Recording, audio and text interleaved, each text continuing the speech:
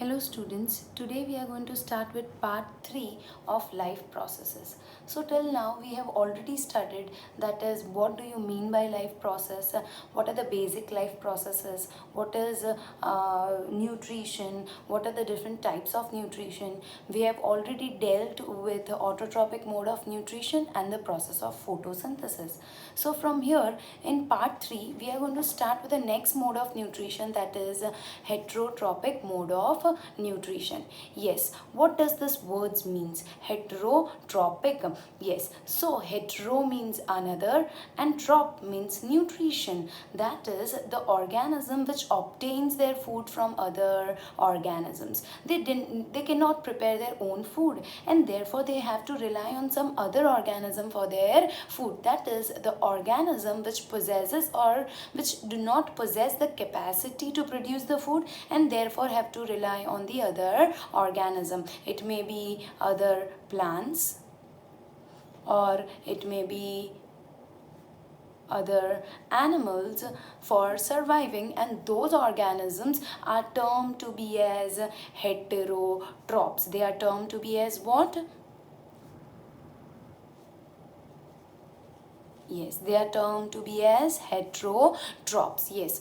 Now, hetero means another and trop means nutrition. That is depending on other for their nutrition, or depending on the other organism for nourishing themselves, or depending on the other form of organism for their food. Yes. And what are the basic examples? Yes, we are also included in the animals and all the forms of animals surviving. That is, we all know the different phylums of animals too.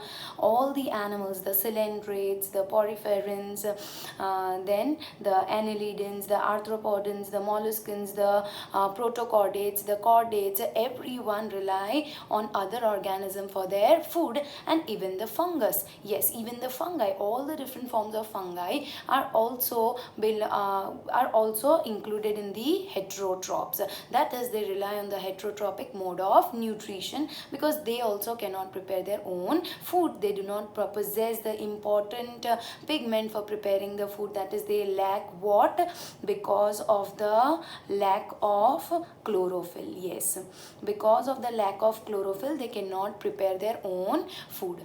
Now here, if we talk about the heterotrophic mode of nutrition in detail, then the kind of food taken by different organism varies.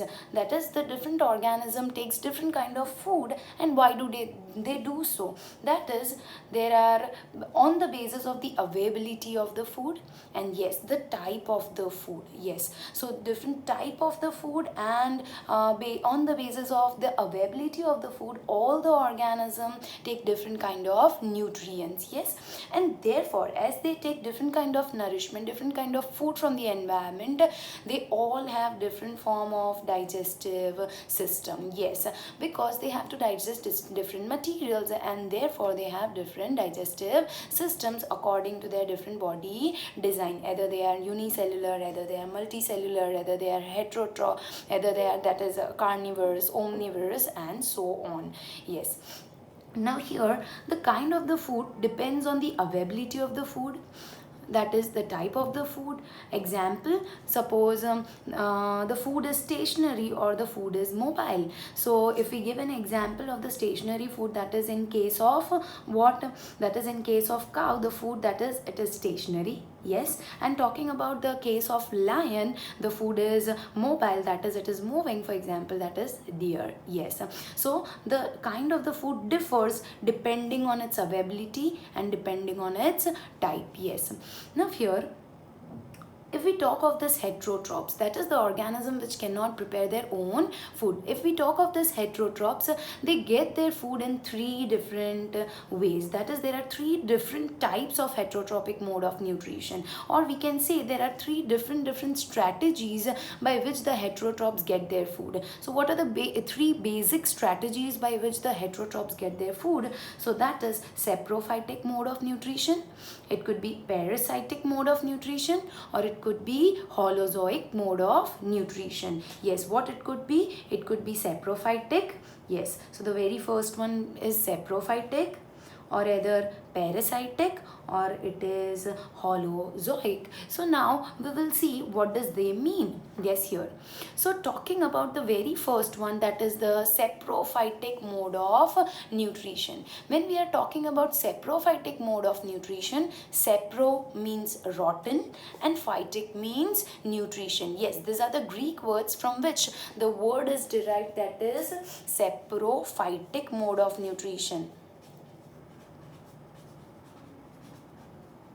Yes, so the very first one, the saprophytic mode of nutrition, are the organisms, that is, which rely on the rotten material for getting their nourishment. So whatsoever is getting decayed, it could be either plant waste, or it could be animal waste, or it could be rotten food. Yes, so the organism obtains their food from decaying organic matter of either the plants or either the animals, or it can be rotten food also. So what are the example of the saprophytic mode of nutrition? That is all the fungus. Yes, all the fungus and many of the bacteria. If we talk of fungus such as the rhizopus, then talking about the yeast, then talking about the mushroom, all of them grow on the dead and decaying material. Yes, they grow on dead and decaying plant, animal material for their survival. Yes, so talking about the next one, the second one, that is the parasitic mode of nutrition. So the word para means besides, and cytos means grain or food. So talking about the parasitic mode of nutrition, wherein the organisms that grows, that feeds and is sheltered in or on organism for the food. For example, that is, it grows on the other organism, feeds on the other organism, and is sheltered. That is, what are the three main purpose of the parasites?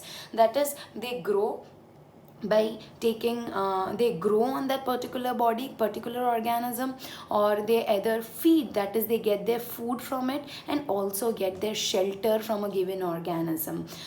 Yes, or they may be inside the organism or on the body of the organism. So either it may be staying inside the body of the organism, such as if we talk of tapeworm. Yes, if we talk of tapeworm, if we talk of roundworm, that is Ascaris, all of them grow inside the body of the other organism. So that is, they are surviving by staying inside the host body. What do we call it? That is, the organism on which they are surviving is termed to be as the host. Yes. And if we talk of the that is inside the body, that is, the example is tapeworm. And if we are talking on the surface of the organism, for example, the example is lice that happens in our hair. Yes, talking about plasmodium is what? All of you know that plasmodium is nothing but it is a parasite. Which parasite? The parasite which causes malaria, which has been injected into our body by female Anopheles mosquito. The other example is cuscuta. So cuscuta is basically termed to be as, in our language, that is in the lame language, as amarvel. Yes, so that is, this cuscuta grows on the mango plant, mango trees. So that it grows so wide on the mango trees, wherein it gets its nourishment from the mango tree, as well as it is sheltered on the mango tree. So do you understand the parasitic mode of nutrition? That is, the organism grows, feeds and sheltered in, that is, inside the body, as in the case of tapeworm or the roundworm, and on, such as cuscuta, lice and so on. Do you understand this? Yes. Talking about the third one, that is the holozoic mode of nutrition. So what do you mean by holozoic mode of nutrition? The word which can be broken as holo means feeding on solids. Yes, anything which feeds on solid material, or zoic, that is animals. Yes, so holozoic organism or holozoic mode of nutrition is nothing but ingesting and using complex organic material, either it could be of the plant or either of the animal in origin. Yes, and breaking this complex material, breaking it into simpler material, then absorbing the material and egestion of the unwanted material. And what is the last thing? That is, the very first thing is what? Ingesting. Yes, ingesting of the food material, then breaking down. What is the second step? Breaking of this complex material into simpler material. Then what is the next step? That is absorption of the broken down material. And what is the last step? That is, it is the egestion of the waste material out, or the unwanted material out of the body. So now tell me, where do the human beings belong? Do we belong to the saprophytic mode of nutrition? That is, do we feed on the dead and decaying plant and animal material? No. So we do not belong to the saprophytic mode of nutrition. Talking about the next one, that is parasitic mode of nutrition.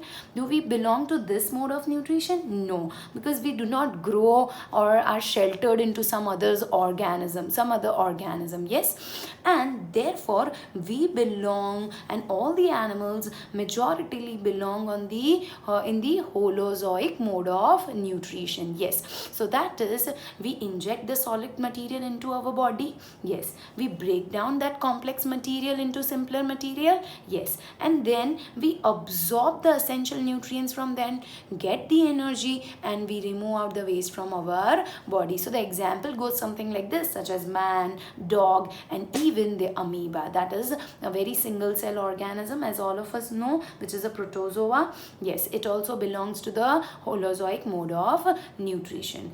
Now there are some other things to be quoted over here, such as scavengers. So over here it is written that the scavengers as well as the saprophytic, they are different from each other.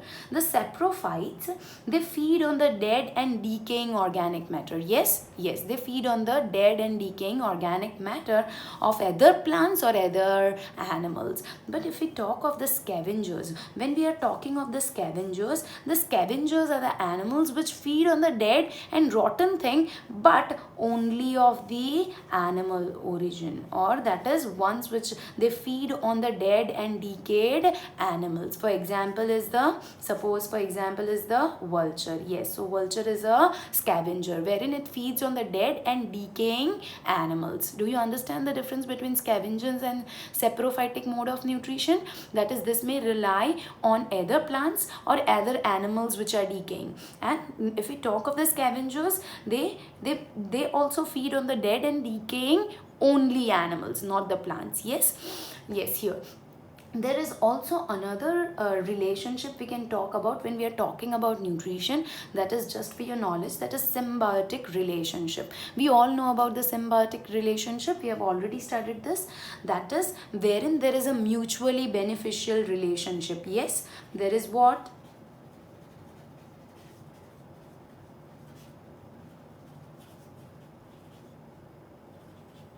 Mutually beneficial relation between between two different type of organism, wherein they benefit each other in one or the other way and also get their nourishment in such a process. That is, for example, we can quote that is lichen. Yes, we can quote that of lichens, wherein lichen get their food material. Lichens are what? That is the relationship between algae and, yes, fungi.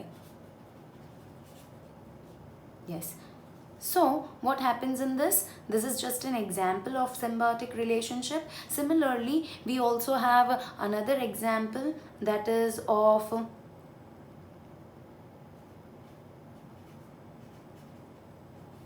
mycorrhiza. Yes, mycorrhiza, that is the roots of the plant stays in symbiotic relationship with the fungi.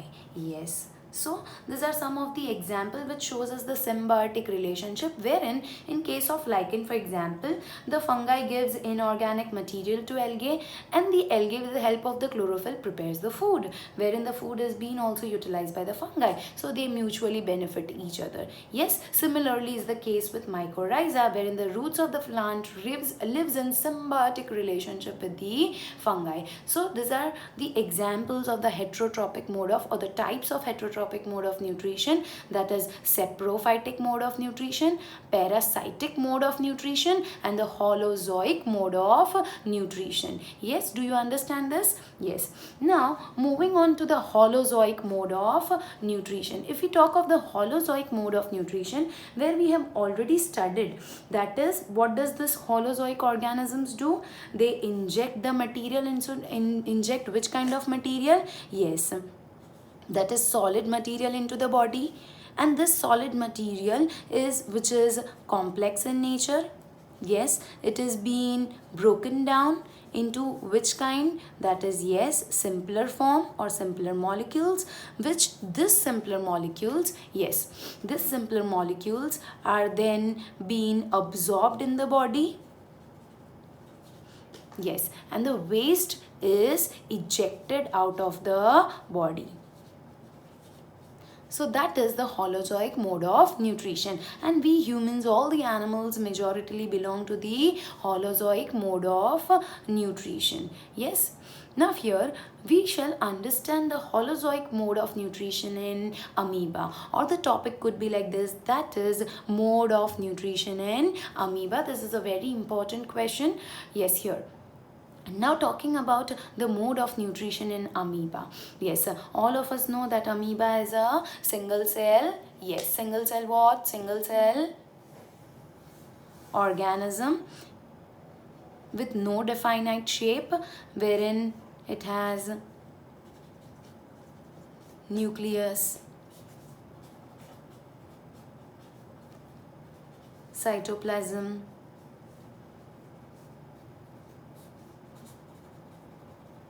vacuole,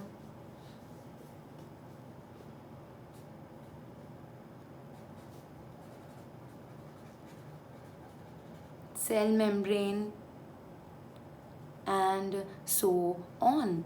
And this belongs to which group? It belongs to the protozoan group. Yes. Now talking about this amoeba, or the mode of nutrition in amoeba occurs through the process which is termed to be as phagocytosis. It is termed to be as phagocytosis. Now if we talk of this word phagocytosis, cytos means cell, and as we all know, it is a single cell organism. Yes, it is a single cell organism, and phago, that is engulfing, taking it inside the body, or we can write as engulfing. And cytosis, that is cell, that is taking the food or engulfing the food inside the cell directly. Yes, so the mode of nutrition, so the very first sentence you are going to write is nutrition in amoeba occurs by the process of phagocytosis, and the mode, all of us know, the mode is holozoic mode of such mode wherein the solid food material is directly taken inside the body is termed to be as the holozoic mode of nutrition. Yes. Now, as it is a single cell organism, all of us know that it is a single cell organism, and therefore it doesn't have any specialized organ for nutrition, for taking in nutrition, or for digesting the food, or for ejecting the food out of the body. So how does it do that? Yes, so how does it take the food material inside the body? If we talk of the human beings, we have mouth, we have stomach, we have small intestine, we have large intestine, and all the organs which are used in the process of getting nourishment from the nutrients. Yes, so here it takes place, that is, the nutrients are taken inside the body by the body surface. It is being taken by the body surface, as they do not have any specialized organs. So can you see over here, it has the body surface. Yes, so from this body surface only the amoeba is going to take the food material inside the body, and so are we going to see onto the various steps which are being followed. Yes, what are the various steps which are being followed during the nutrition of amoeba, or during the mode of nutrition of amoeba?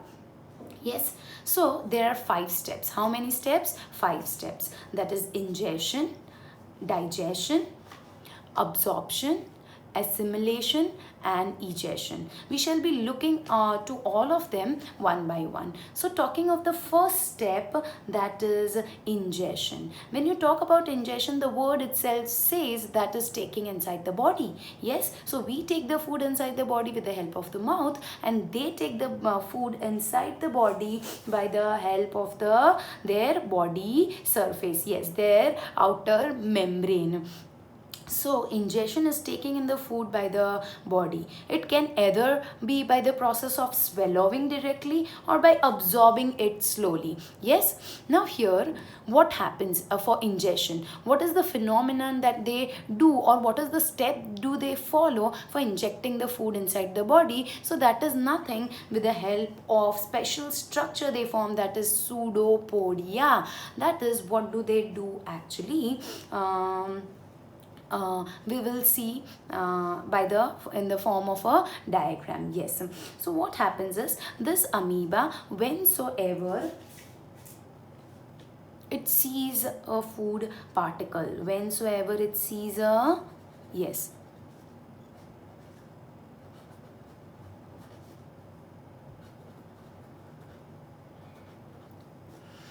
so what it is going to do? Yes, for injecting this food material inside the body, this amoeba, as it doesn't have any specific shape, it will form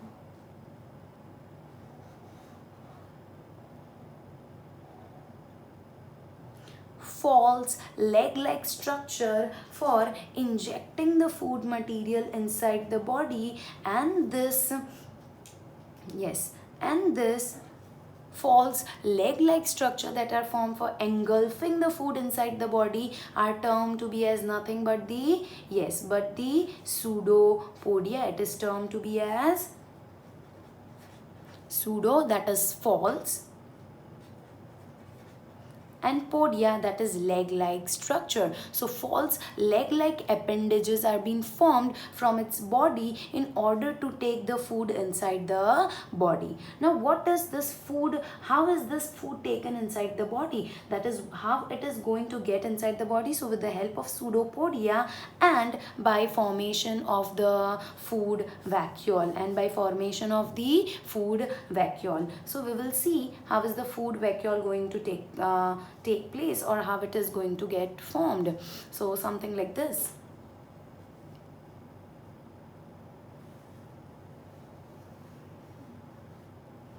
So this membrane only will help in the formation of, this membrane will get curved inside and help in the formation of nothing but the food vacuole. Do you understand this? Yes.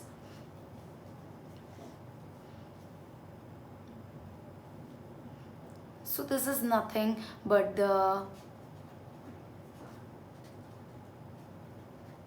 food vacuole. Do you understand this? So what is the very first step? The very first step is nothing but ingestion. What is the first step? Ingestion. That is taking the food inside the body with the help of false leg-like appendages, which are termed to be as pseudopodia, by the formation of nothing but the food vacuole. Do you understand this? Yes. Now once the food material has already entered inside the body of the, yes, inside the body of what? The dotted part, we can show it as the cytoplasm. Yes. So the food vacuole has already entered inside the cytoplasm. Yes. Now this food vacuole, what is going to happen next? So the next step, that is digestion. What is the next step? That is digestion. Yes. Digestion, as all of us know, it is nothing but it is breaking down of the insoluble and large food molecules. Yes. And this large food molecule, which is insoluble in nature, yes, which is not going to get soluble easily inside the body of the amoeba, yes, it is insoluble in nature, and this insoluble material is going to get converted into soluble and small particles by the process of digestion. And how does this happen? So this happens with the help of very important substance chemicals, that is digestive enzymes. So what do you understand by enzymes? Ones which helps in altering the reaction fast, that is not altering but making the reaction fast. And when such kind of chemicals are present inside the body of the living organism, they are termed to be as enzymes. Yes, so this various enzymes which are going to break the food material which is present inside the food vacuole into small minute particles are termed to be as enzymes, or we can say them as digestive enzymes. The enzymes which are found inside the amoeba are nothing but amylase and proteinase. Yes, now once the food material which is present inside this food vacuole is going to get broken down, what is going to happen next? Yes, so the next thing is nothing but the absorption. What is the next thing? That is absorption. Yes, so talking about absorption, what basically happens in absorption is that is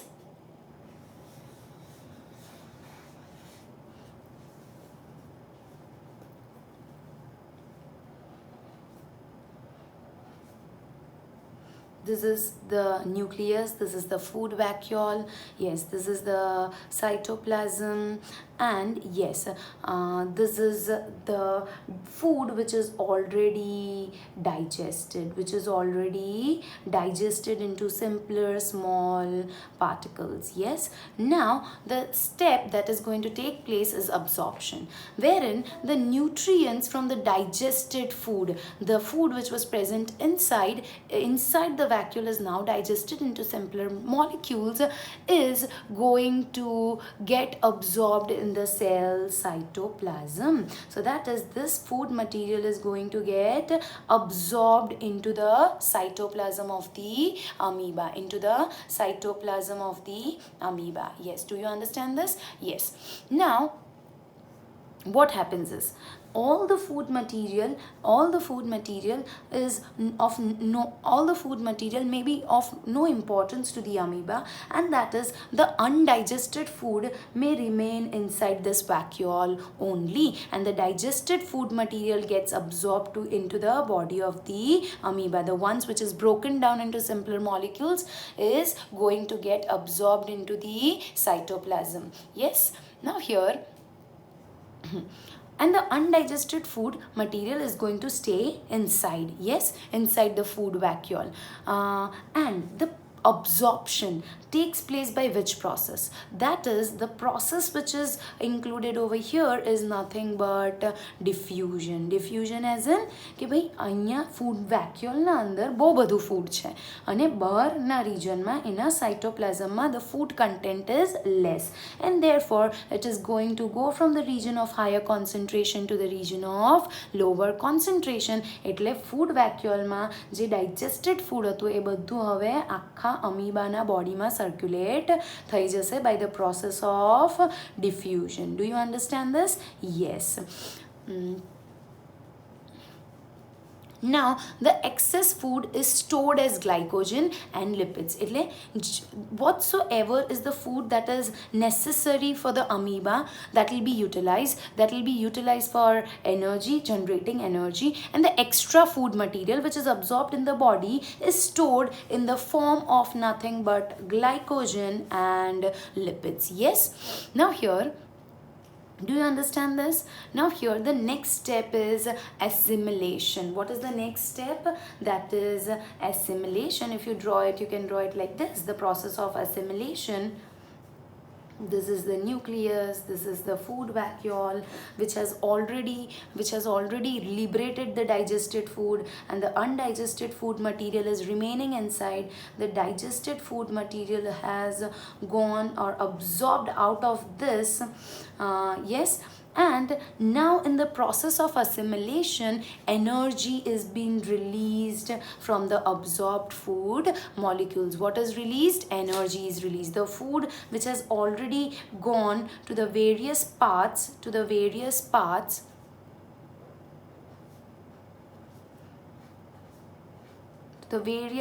sites in the amoeba, yes, because it is a single cell organism, yes, to the various sites wherein now this absorbed food material is going to liberate what? Is going to liberate energy. Yes, is going to liberate energy, and that is assimilation. That process is termed to be as assimilation, and this energy is going to be used for what? So it is going to be used for various life processes. That is the movement it shows, the formation of pseudopodia, for the formation of its cell membrane, for the process of reproduction, and so many other processes. Yes. Now here, moving on to the last one, that is egestion. Talking about the egestion, the word itself says that is, now the amoeba, which has the food vacuole with the undigested food material, that is the food which is not digested, what will it do? Now this is going to get out of the body. This food vacuole is going to get release the unwanted material, that is undigested material, out of the body, and that is termed to be as egestion. That is termed to be as egestion. Yes, so we can draw it something like this.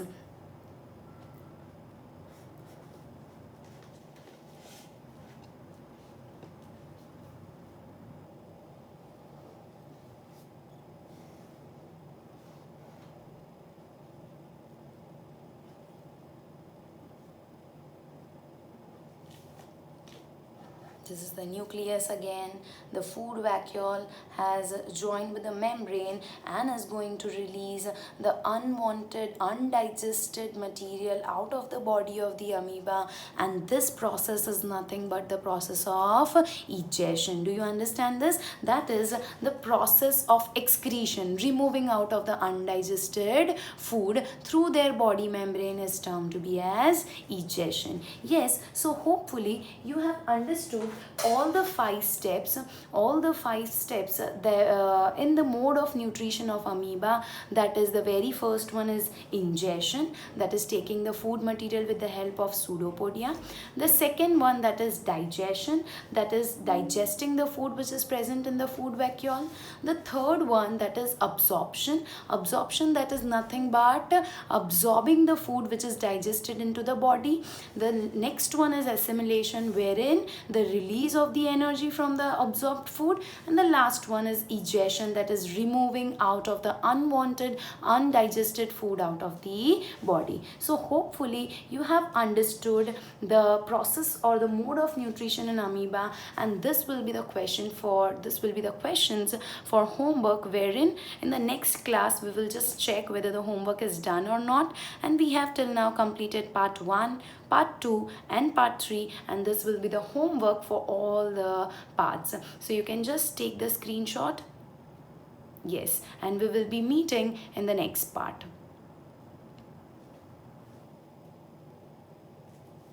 Thank you.